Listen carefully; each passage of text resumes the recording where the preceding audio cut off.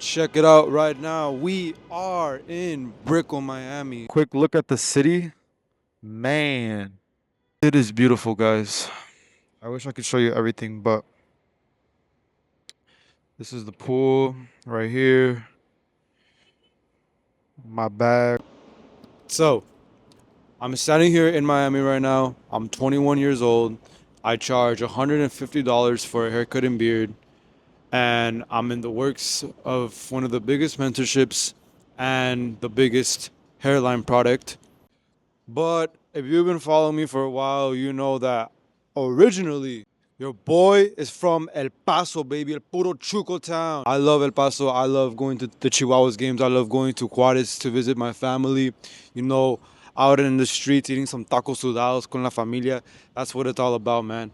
And right now, I'm here by myself, and I'm not gonna lie, I miss them. Bro, coming from El Paso to here, like, the first thing I'm gonna say, bro, is like how much more expensive it is. So I was actually talking to one of my friends here, and he was saying how, I mean, bro, yes, it's expensive, but the opportunities basically outweigh whatever the cost is because from those opportunities, it's really gonna make you more money, and just get you the connections that I personally would never have gotten in my hometown. And so far, man, it's been great. It's like I've cut up some big celebrities. I've done some brand deals that were huge that I can't announce yet, but you guys will see very soon. Initially, though, I mean, it did not start like this. It was my business was like super slow at the beginning, guys. I'm not gonna lie. I thought because I had thousands and thousands of followers that, bro, moving from El Paso, Texas to Miami, Florida, I was gonna be booked out like that.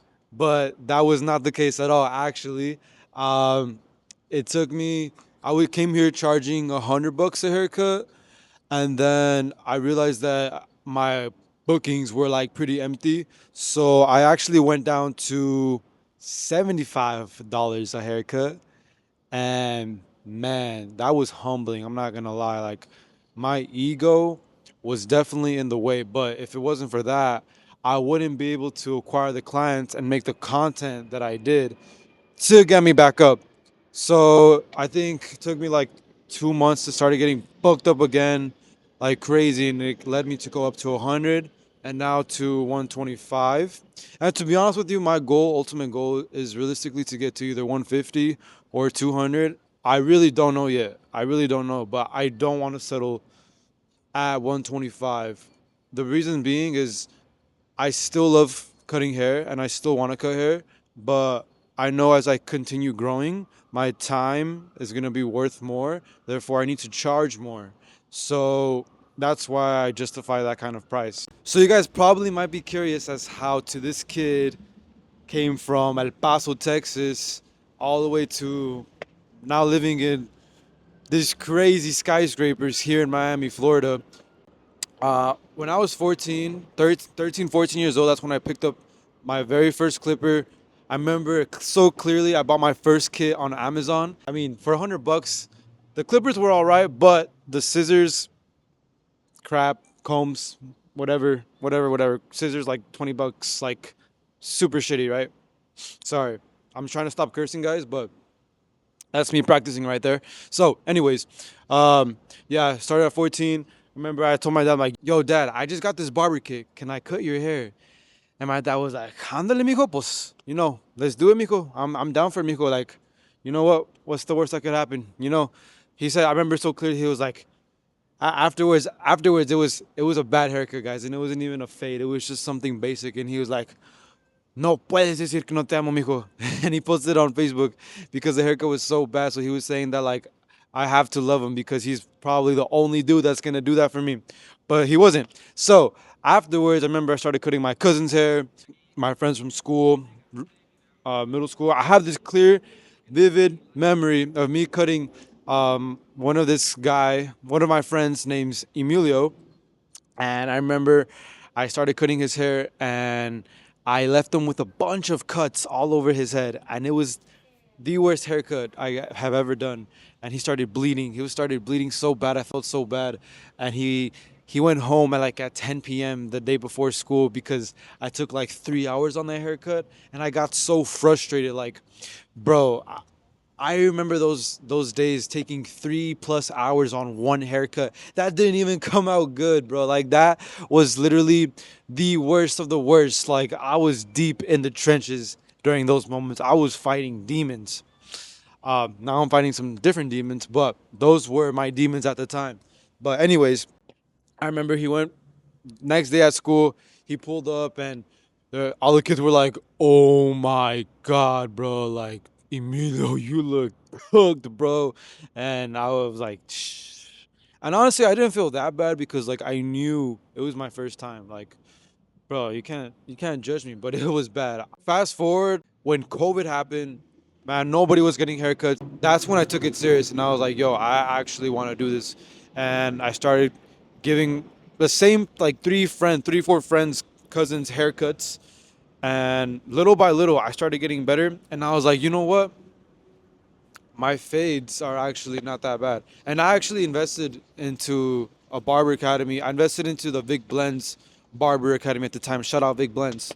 And honestly, just that academy alone helped me out a lot. But also, we'll look at YouTube videos like 360 Jeezy, David Escamilla, who else? Chris Basio was really good. So I learned from not just one barber, but many of barbers, and just took their techniques, and I took what I knew from them and just applied it to my own. And that alone I was able to charge $20 at that time. Like from going from zero to $20 all on my own, I was like, okay, that's pretty cool. So by that time, I was like 14, 15, whatever. And I told my mom, like, yo, mom, I want to work at a barbershop in the summer from freshman year going into my sophomore year. And my mom was like, she was scared. Like, I remember my mom is always like the one who's scared. Like, she's the frightful one. And my dad, he's more of the risk taker. And he's like, my dad's like, déjalo, like, let him, like, he's gonna learn. Like he needs to work a real job. And at that time, I used to work with my dad in construction, but to be honest, that was not for me. Working out in the sun was definitely not a good thing, especially because I had really bad acne. So I knew the sun was gonna cook my skin, and I just did not want that to happen. So I preferred somewhere indoors, like becoming a barber. So that's exactly what I did. So I remember I was in the barber shop. After that, I remember I got my very first walk-in, like a walk-in. This was a stranger. And I remember he paid me like 40, $60. And at that time, I was like, holy moly, I'm rich. Bro, that's definitely like one of the core memories that comes up to my mind. But from then I started getting more and more walk-ins, and I remember I started making a good amount of money. I remember I would literally take pictures of like the amount of money I made for the day, and I would post it on Snapchat, and I felt like a king, bro. It was so good. And then I started doing that all throughout high school, and then by high school, I got in trouble with my parents.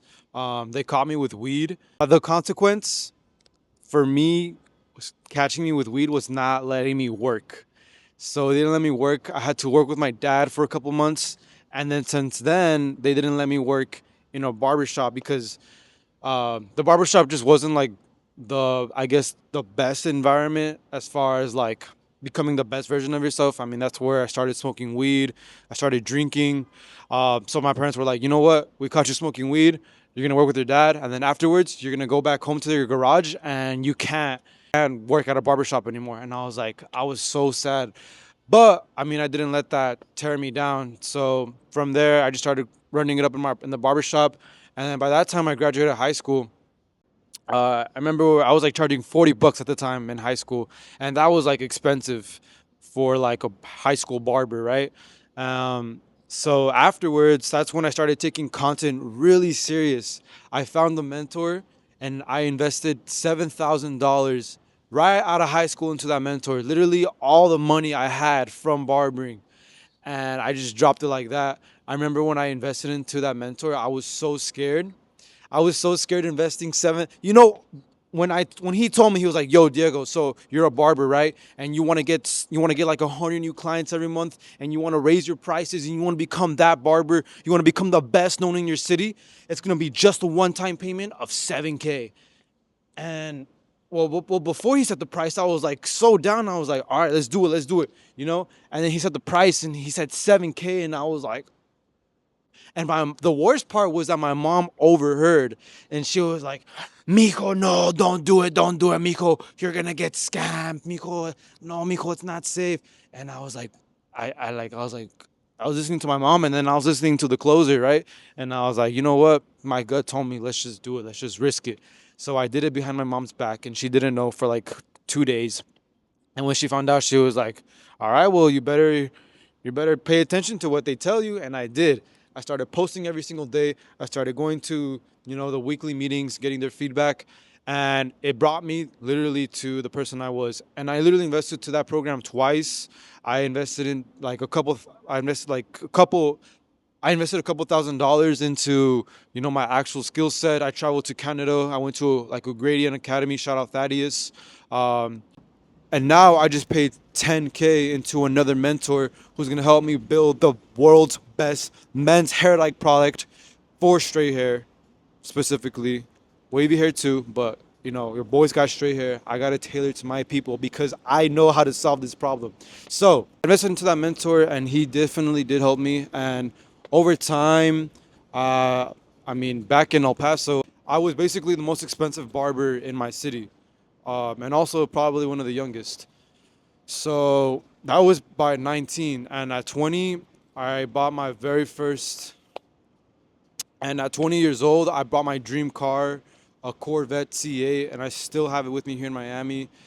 But now that I turned 20, I was kind of bored in El Paso, and things were actually doing really good for me. And I really didn't have a reason why I wanted to move to and I really didn't have a reason why to move. I mean, things were going really, really good for me, and I was really comfortable. And that's the problem. Like, I think if I was in El Paso, nothing much would have changed. But I had some friends, and we decided to make a huge move and just start the business again in Miami. And that's exactly what brought us here now. So I literally just began from zero in Miami. I remember when I told my mom, I was like, "Mom, when I moved to Miami, it was always just a thought, right? It always becomes a thought." And so the way it actually happened was, uh, I booked a trip to Miami just to visit, and my mom was like, "Oh, okay, you're gonna go visit Miami, cool." And I'm like, "Mom, I think I might move over here." She's like, "Oh, that's cute, Miko, that's cute. But yeah, have a fun trip." So we came to Miami, and we actually came to look at some of these condos, which is the one I live in now. Not this one, but a bit down the street. And we came back, and we had a realtor during the trip. We had a realtor during the trip and everything. But when we came back, I told my mom, "Mom, we found a place," and she told my dad, and they were like, "Okay, so you're serious?" I'm like, "Mom, we signed the lease. We signed the lease, Mom." And she was like, "Oh, well, all right." And she was like, my parents were like really worried. They they doubted me again after I invested into a program which they told me not to do. They doubted me again, and they're like, "Mijo, no te vayas, mijo, te va muy bien aquí. Like, mijo, like it's already going really good here. ¿Por qué te quieres mover? Why do you want to move?" And I was like, I told him like this. I remember my brother was like, "Right now you're playing with some low tier team in Mexico, and you want to go play in Madrid." Hold on.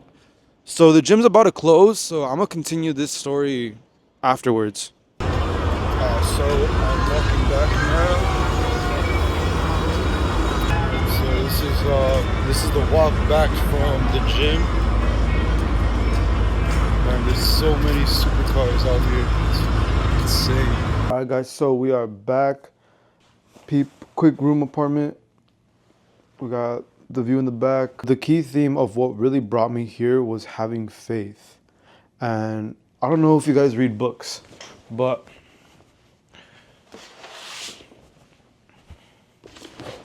this is the second time I read this book, Think and Grow Rich. And literally in this book it says that faith is the starting point of the accumulation of riches. And I really believe that. And I feel that God put this desire in me for a reason, and I'm taking it seriously. So yeah, that's why I created this channel, is to really document everything: the product launch, the mentorship, the haircuts, my growth in the gym, the setbacks, the failures, the wins. Really want to be transparent and show you guys every single step of the process. And on top of that, if you're watching and you want to go deeper and not just watch, but actually be part of the community I'm building, I have a community where you could join and actually learn the craft, the money, the skill sets. So I'll go ahead and drop that community down below so you guys can go ahead and join and be able to talk to me more on a personal level. So I'll leave that for you guys right there. But with that being said, guys, I'll catch you on the next one.